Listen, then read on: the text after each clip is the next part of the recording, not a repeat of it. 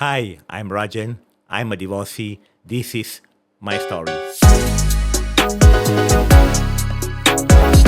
Welcome back to the Grounds for Divorce. I'm Isabel, your host. With me, Kathleen, your co-host today. The big questions we have is, are women always the victim in the divorce? Hi, I'm Kathleen. I'm a divorcee and also a realtor who dealt with many divorced couples. So during this process of me dealing with them, I realized for the men, it is a taboo to talk about the real feelings and the griefs while going through the divorce. Women, on the other hand, like me, we are very open in sharing our pain. We'll cry to our family. However, this often leads to the impression that women are the victims. So for men who are watching this right now, we hope that in this episode, you could find more awareness in your emotions. And for women, we hope that you'll find closures while working on yourself. Right? So please bear with me. It's going to be a lengthy one. So today we have Rajan Chettiar with us. Raja is one of the most prominent family lawyers in Singapore. He was the first lawyer to introduce collaborative divorce in Singapore, which is a divorce process that is more peaceful, affordable, and quicker than a traditional contested divorce. Through his efforts in promoting collaborative divorce, it is now a normalized practice in Singapore. Benefiting tens of thousands of families going through a divorce, Rajan begins his legal journey as a barrister in England before he has been admitted to the Singapore bar in 1997. Driven by a passion for helping individuals, he founded his own law firm, Rajan Chettiar and Company, in 2003, specializing in family and personal law. Currently, he serves as a managing director of Rajan Chettiar LLC. Beyond law, Raja's expertise extends to couple and family counseling. Having earned his master's in counseling in 2020, he is certified mediator, actively mediating civil, criminal, and family matters. He also co-founded Resolvers Private Limited, one of Singapore's first private mediation companies. Notably, Rajan was one of the pioneers in collaborative family law in Singapore, handling the country's first case in 2013. Today, he also worked closely with the family courts in shaping the divorce landscape in Singapore. So let's dive in and get the guy's perspective on managing grief and navigating the challenges of divorce. So, Rajan, for this is the very first time, right, that you are sharing your divorce process to the public. But why after so many years? Well, thank you for this podcast. I think I have seen a lot of men over the last 20 over years I've been doing this work. I've seen men grieving and going through this very hard time emotionally. I still do till today. I have shared with them my own journey, hoping to help them. But I have come to a stage where I think it's time to share, to the larger world, how men go through a divorce proceedings and how it can be very emotional for them and how they cope and how they manage and do they even get out of it. Yeah. So what about, are you willing to share how did your marriage even started? Okay, so I got married a long time ago, and that marriage was a short marriage. I think it broke down in about a year from the date of marriage, and I felt that that this marriage was not going far. I didn't see a future in it. So that's when a year later, where I realized that perhaps it's time to part ways. This was a very long time ago, and it was very difficult. I really felt very emotional about it. It was very painful. I thought I was a failure, and my parents are married for 59 years this year, and I looked at them and I was thinking, gosh, I'm such a failure, and that's what rang through my mind for a very long time. It was very difficult to even make a decision. And when I made it, unfortunately, I didn't have the support of the people around me. But I was very, very clear. If there's anything that was very clear in my life, it was then that this marriage is not going to happen. So I decided, okay, fine, I'm just going to end it. Yeah, whether I have the support of the people around me or not does not matter. I just make a decision for my life. And I think that's one of the first decisions I made by myself without any support from anybody. And I was just grieving, and it was just, very painful, very emotional. I remember going on long walks by myself. I just dragged myself through work. I was in my first year of practice then. I remember we going for long walks. I travel alone, just trying to process and trying to find some meaning to all this. Yeah, so that's really, really, difficult. I keep on saying that because it's very, very difficult. And it never hit me that I must go and talk to people about it. I told myself, this is my problem, this is my life, I have to go and deal with it. I'm not going to talk about it. So when years down, my friends asked me, how come you don't talk about it? I was like, there was no need to. I just wanted to grieve, process it by myself, deal with it, and then, and give myself time. Yeah, so I gave myself a lot of time. How long did you actually have to deal with these emotions before you decide to come to even file for a divorce? I think I dealt with it for 2 over years. Yeah, and and it's very difficult because you have to function, you have to live a life, you have to work, and I used to work in a very large law firm. The law demands on practice, and then you have to just plot through the week, and then I technically live for weekends so I can be alone. All I wanted to do every weekend was to be alone, and that went on for nearly 2 over years. So I hear that one of your coping mechanism is to actually put yourself with a lot of work. Yeah, that's true. Okay. Yeah. So for the audience, can we please understand what went wrong in the first place? Well, it was match-made marriage. I think there were a lot of cultural and personal kind of differences, and we were just two different persons, and it was very difficult to communicate. And because it was a match-made marriage, then there's all this influence of family, on both sides, and we just felt that there's no way that we could be together, or maybe it was me who felt that there's no way to be that we could be together, and that sort of showed up in the first year of marriage. Yeah, so when that happened, and we decided to just go our own ways for a while, and then that's when I felt that I don't see this working. I just felt deep down that I just don't feel that it was working, and that's when I felt that I have to decide. How painful it is, never mind. Just go and do it, and I did it. Okay. Yeah. We hear that the part where you mention you don't receive support, and then you have to decide to really not work on the marriage anymore. What stemmed from that pressure? Was it your family traditions? I thought that it was just going to be very hard, being in the midst of family and relatives and all that. I just thought it would be very hard to keep it going and to push it on. I just thought we were just so different people, and we were just North and South Pole that's put together. I didn't think that was going to last very much. Yeah, and that was a decision that I made. Yeah, by myself. Yeah. Okay. So you mentioned by yourself, right? So I believe communications has been ongoing all the while between you and your ex-wife. There were communications.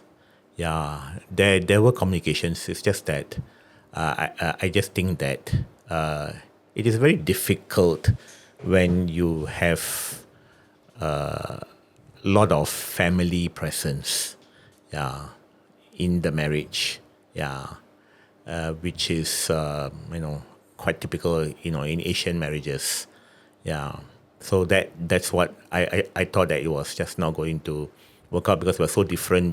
We're torn by so many things. So it was just not going to have any hope. Of difficult decisions, but somehow other necessary. I think. You know, like I hear you, right? Because sometimes I find that in most marriages that I believe you heard a lot through your clients and all, like a lot of them is one party did wrong. That's why the marriage cannot work out. But a very real sense is it can also happen, right? Even because just nobody may be at fault, but things just don't work out, right? I personally think that it takes two persons to break a marriage. Yeah, I won't blame only one person. So, if she had a role, so did I. Yeah, so, so that's how I think I think it's not fair to blame one person in the breakdown of marriage. Yeah, I think there's a role that two people play. Yeah, or maybe one person is the perpetrator, but the response given by the remaining person makes it very hard and difficult. Yeah, so. Yeah, I mean, my view have always been, and still till today, that it takes two persons to break it. Can't just blame one person. I think that's not the way it works, and that's not fair. Yeah.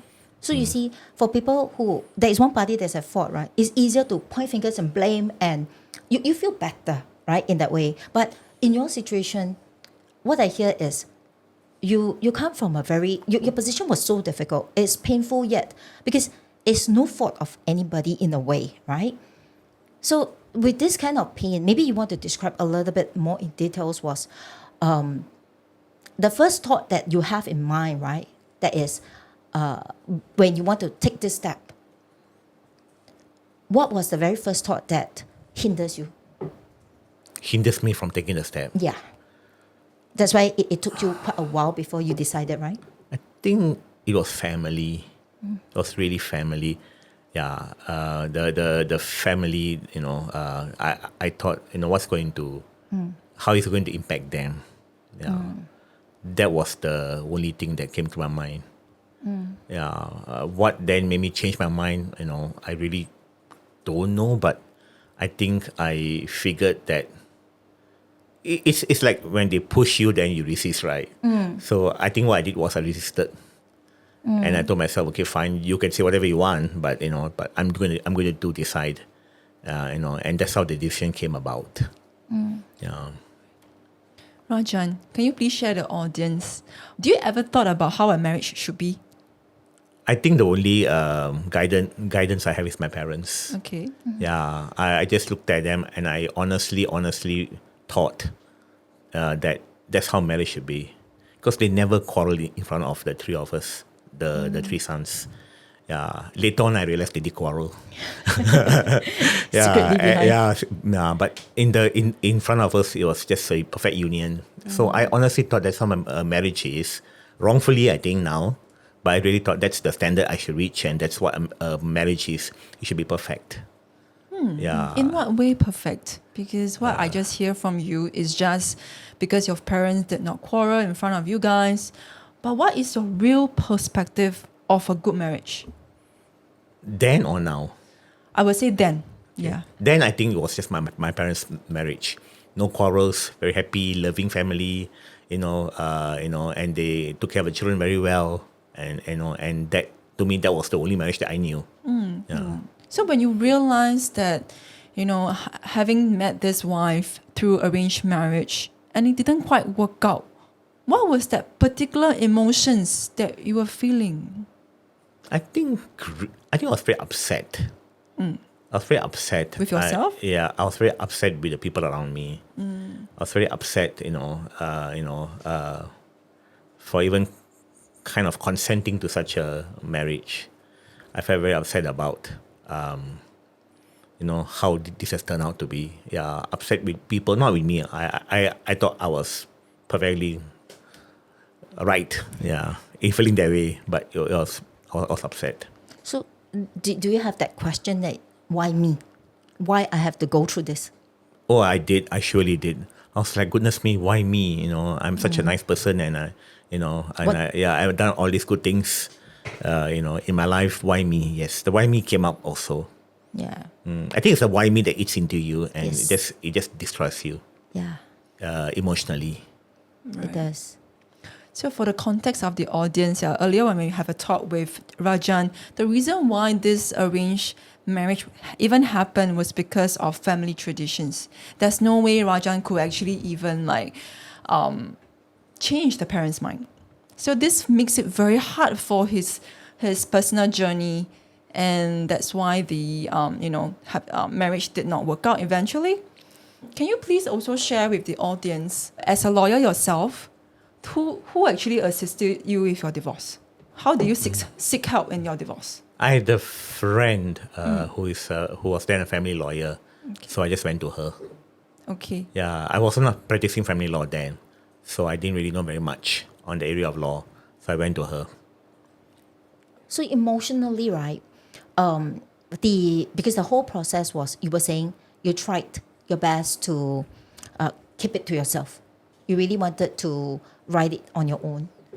So what was the real reason that you couldn't even tell somebody? Like, I believe at the end of the day, you only told the lawyer, because your lawyer was the person who helped you. So, but before that, right, why was it that you couldn't talk to anybody about it? I think I felt there was no need to. Because it's a failure, it's a personal failure. You know, I'm so unhappy and so upset. I really felt there was no need to. I just felt that I just had to process it myself, deal with it myself, and that I'm the best person. It was a life-turning event. It really was. So started to question about the meaning of life, and why. There's a lot of whys, and I thought I would have answers, but after all these years, I never had answers for the whys. And and a while later, it does not matter. Right. So when you did not even, to you felt that this is something that you don't need to tell people, right? Or you cannot bring yourself to tell people. Yeah. But now to think back, what do you think is the main reason that really stopped you from even talking about it? I think shame. It's shame. So this shame is a self-taught or a societal? Or is it because of society stigma? Or is it because from traditional teachings? Or what exactly? I think makes? it's self. Self. It's just only self. So when you feel the shame to even share this information with anyone around you, how was your peers doing? Are they also happily married? Yeah, they were marrying and married, having healthy relationships. Yeah. Okay. Yeah. Probably comes from the peer pressure and you didn't want to share. I don't know. I just maybe it's a man's thing, Yeah, and back then, I mean, now I share and I talk a lot about things, but then, I think it's just, never felt a need to go and, really talk. Yeah, because there's so much to deal with. You have to deal with yourself, you have to deal with your emotions, you have to deal with your pain, you have to deal with grief and shame, so many things, gosh. Yeah. So you just, the last thing to do is to go and talk to somebody about it, and then they give you views. I didn't want views. I had a lot of views about myself. And then the worst thing is if somebody tells you or question you further, and then it makes you feel worse, right? Yes. Yeah. So this was exactly what one of my friend told me. So he finds it so difficult, right? So this incident was my friend actually been through a divorce, quite bad. His ex-wife was at fault. However, he did not tell a single soul, not even to his parents. His family, everybody was asking him. He just refused to talk about it. So I came to know it. It was already maybe 5 years after his marriage. His marriage broke down. So I asked him this question: what stopped you from telling even the person, like your parents? I think they'll be quite worried about you, right? So he told me the same thing as what you said. How interestingly is already so painful, right? But you just stomach, and you just keep stomaching it back in. So other than the walks, what other ways did you try to find to help yourself to deal with it? Because it was a long time, right? Other than work and walks. I traveled quite a bit alone because I needed that space. So I was very clear that I was traveling alone. I spent a lot of time by myself. I think that really, really, on hindsight, helped. Just even if I'm home, I'm just in my room by myself, and that was really very good. it was very kind of therapeutic. You see, Yeah. this is how men deals with it so differently from us. Quietly. Yeah, quietly. So for women, it's different. We call each other, cry, yell. No, after that, it seems like you unload certain things from us. So this is why in the beginning we said, right? Yeah. Yeah, it is. So that's why for us, because we talk about it, obviously we feel that we are wronged in a way, right? So therefore, yeah, that's how men in the end, how they feel is all hidden inside. So nobody can tell. Yeah, for us women, we often find someone that we really can confide in, and then we will just offload it, offload it freely, cry non-stop, and we'll cry for days. But yeah, and I cried longer than that, man. What days? It took me a long time. For myself, I grieved for so long. I grieved for so long. I think I fell into depression as well, unknowingly. It took me a long time to get out as well. But dealing with it, because of course everybody takes relationships and grief very differently, right? So it hit me so hard then. But thinking back, if without unloading it, I think I'll go bonkers with it. I was bonkers by then. I don't think I can be here. in fact, I also have the kind of shame that you felt, because when I went through my divorce, to me, I always felt that there's no need to share with the world except for my best friend, because then I also couldn't confide with my parents. They're not supportive. And also because of maybe my mom puts a very high hope in my marriage. Yeah, I totally felt what you were feeling as well. But then for yourself, you are also a professional lawyer now dealing with divorces. Can you actually, what was the biggest difference that you see right now allowing you to come out to share with us? Because back then was tradition, right? Now we have social medias. What was that biggest difference that makes it more easier for people to share? I think it's for people to share. Okay, I think it's still difficult. I mean, we can have social media, you can have so many platforms now. I still think it's difficult. I think it's very personal how people want to deal with it. Yes, I do agree the way men and women deal with it is different. I still think that it's not any easier, and I still think there are a lot of men who are grieving away. I've been involved in men support groups, and I can see the grief, the pain, the suffering post-divorce goes on. Yeah. Are you still friends with your clients?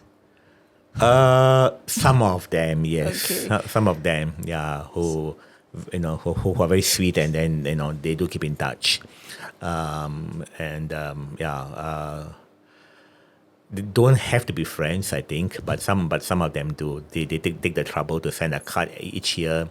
I have a female client who will write me a card every year at Christmas, and she'll get her children to write me a card too.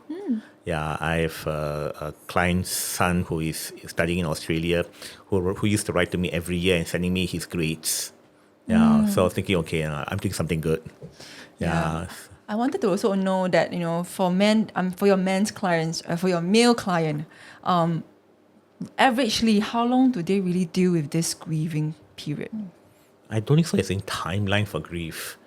I think people grieve for a very long time. With some male clients, I can see they're grieving so badly, and it's very difficult, and they're going to want to talk to. So these are the people I say, if you want to talk to, just give me a call. Any time of day and night, we'll talk. And I think that's what I can do, to support them through. And I still do it till today, where I have a client who calls me whenever he needs to just ventilate. No legal advice, and I think just talk about it and have a good cry. And he cries, yeah. And I said, so I created a safe space. I said, it's okay, just call me. Yeah. And then, and it helps him. I can say that helps him because he will tell me that he does. Yeah, and then after a few months later, he will phone me again. So whenever he calls me, I know it's time for him to ventilate. So you see that you have that kind of support system, but it depends on two things. Number one, are you willing to share and to ventilate and to cry? Do you have such a person to go to? Yeah, I think it's very hard to find that person sometimes. For men, it's very hard. Yeah. He's one of the very few men who do it. Not all the men do it. Yeah, but a lot of them do suffer very, very, very much, and that is very worrying. And these men have already finished with the divorce process. Ongoing. Okay. Yeah, ongoing. So you see, this part about they are actually suffering and grieving, and it can also be very long and tedious. But yet, people on the outside, they don't know, because men on the outside, they don't show, right? They don't show. Yeah. So that's why, I think as a family lawyer, I have the privilege of hearing many of the stories. They share when they're feeling suicidal, and when they share when they're very down and flat. It's good they can do that. But for the number of men who share them, many of them who don't, you just have to cope and manage somehow, find your own way of doing it. Maybe more often by themselves, I think. Yeah. So when your male client actually asks you, how do you cope with this? Or what is your advice? I don't share my personal story with all of them. In the beginning years of my family law practice, I did. Nowadays, I do only when I think they will kind of get some value of me sharing. So I'll tell them, hey, look here, I've gone through this myself. When I say I get it, I really get it. Yeah, so try to make it, it's normalizing it. Yeah, so I try doing that with them. Some of them go silent on me. No instructions, the case just hangs. And that's also a sign that they're not coping and they're in denial. Some of them share when they are suicidal, when they're very depressed. Yeah, and those people and those are the people that I worry about. Yeah, because, if they were to do something to hurt themselves, I think I can't live with that. Yeah. So you see, in this case, right, it must be all these people who are going through the divorce, because now you're mentioning only the men, right? So they may be at fault, they may not be at fault, but yet all of them, the fact is they all do grieve. They all do grieve, and it's something that most of us don't see. But I think we need to realize that in Singapore and in the world of social media, we put out this very perfect, sense of our life and how things are going, and we only want to share all the great things that happens. But I keep on saying to myself that behind all that, there is a story behind, and there is your problems you go through, the grief you go through, the ups and downs you go through.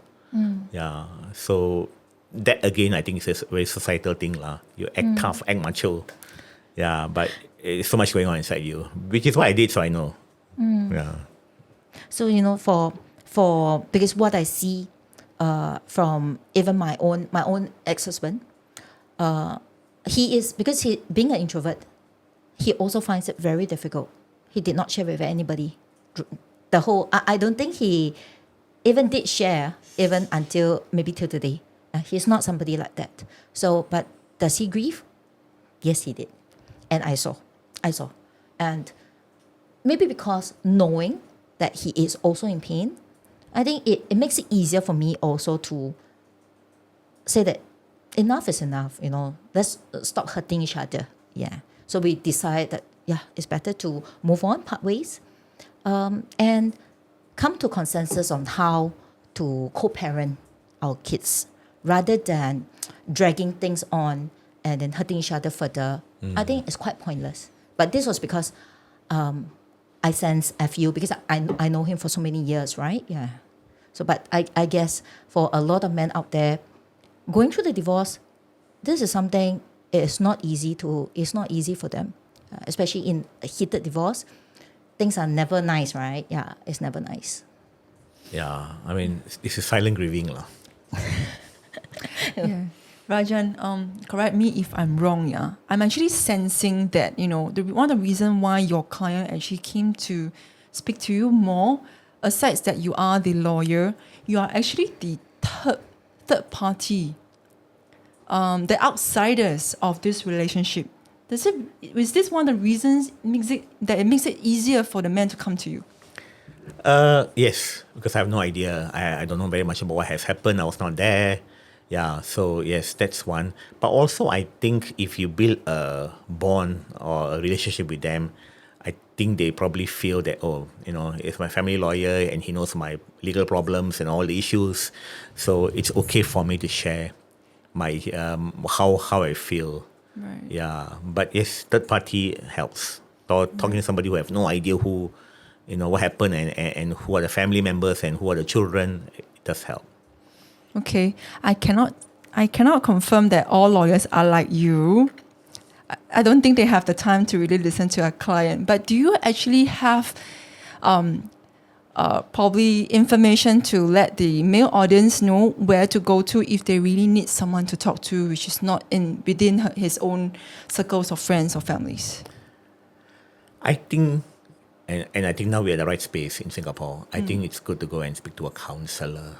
Yeah, find a counselor that you're comfortable with, and share with him or her, and get the support. I think support is so important. Support to share, to process your emotions and feelings, and get clarity of mind. Yeah, so counselors, I think are the best people to go to. They're third parties. They have no idea what's going on, and they'll be very neutral, and they'll not taking sides. Yeah. Right. For the interest of the audience as well, are this actually a paid service? Yes, I'm talking about the private counselors, the paid Right. service. You can also go to the one run by the family service centers. Yeah. Like for myself, I first approached my church because I go to church, right? Church also have counselors as well. Yes. Yeah. So I think in Singapore, the respective religions, some of them they do have this somebody for them to talk to. Sometimes certain things that humans cannot do, so they seek outside spiritual help. Yeah. So it's a peace and comfort that we get Yeah. It's a peace. Whatever helps, I keep on Yeah. telling clients, whatever helps, just do it. Yeah, I because when I hear you say that, right, it makes me feel that for people who wants to find somebody really to talk to, especially for men, they don't want the judgment. They don't want to be judged by somebody. They don't want to be seen to be weak and vulnerable, Yeah. because men hate that. Yes, this now I get it. Now, I think this is something. Even till today, right, being divorced myself, after so many years, finally I really hear deep down what a man really thinks about their own divorce journey. Like, how they really feel. We have no idea.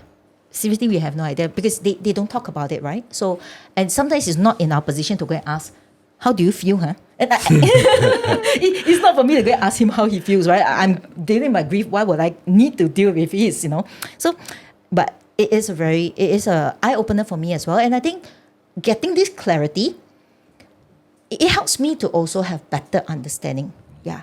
So we don't need to find fault, but we just need to have a closure. Yeah, closure. I'm glad you talk about closures. Yeah, I think that's all we all aim for, right? All clients aim for closure. And the question is, how do you get the closure? A lot of people say, okay, yes, they have found a closure, but have they really found? Yeah. So, again, it's all about what are the mechanics, right, to find a closure. Yeah, is closure being quiet about it and just ignore it and just brush it down the road? No, it's not. It's really having to deal with it, especially when you're co-parenting. Yeah. Closure is so important, I think. Yeah. And even for those who don't co-parent, closure is very important. Yes. If not, how do you move on to your next relationship? Yes. How do you move on in life? You are stuck in a rut. Yeah. Yeah. Fully agree. Yeah. Because the pain that you carry through in a divorce is like somebody died in your life, right? It feels like grieving for somebody just disappeared. Then what's next? So sometimes looking beyond where you are, the looking forward is so important. Yeah. The reason why people have problems post-divorce, and a lot of them do, emotionally or even with children, excess and all that, I think it's because of lack of closure. So again, that's not something that we do very much, you see. Yeah. So that's something else to think about closure, how to achieve the closure. Yeah. So for clients who ask me, I always tell them, for myself, I tell myself, there is this rainbow. All of us want to cross over to the other side where you see brightness. So from here to there, nobody tells you it's easy, but we will get there. And how to get there, all of us need to find our ways because it works differently for everybody.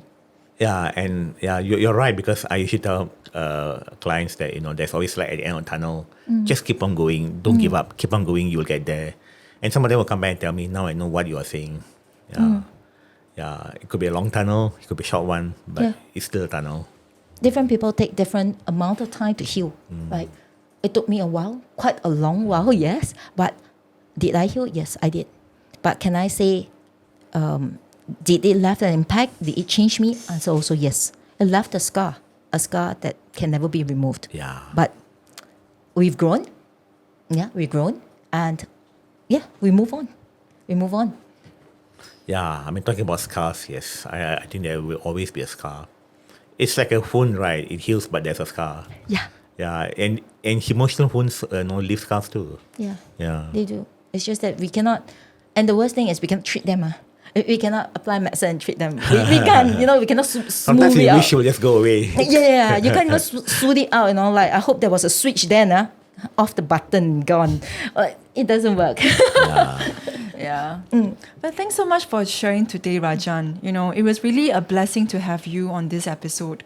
Your words are really, because of what you are doing right now, help a lot of men.